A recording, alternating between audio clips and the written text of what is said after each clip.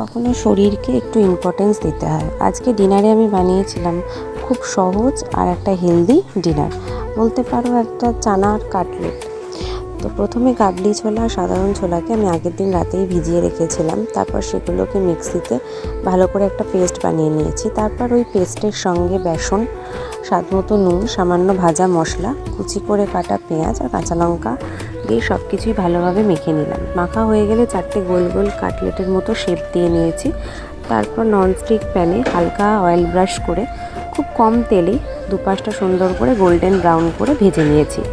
এইটুকুই খুব সহজ একটা রেসিপি, কিন্তু খেতে খুবই সুন্দর লাগে আর ভীষণ হেলদি। আসলে সুস্থ থাকা তো কোনো একদিনের ডিসিশন নয়, এটা প্রতিদিনের ছোট ছোট হ্যাবিট।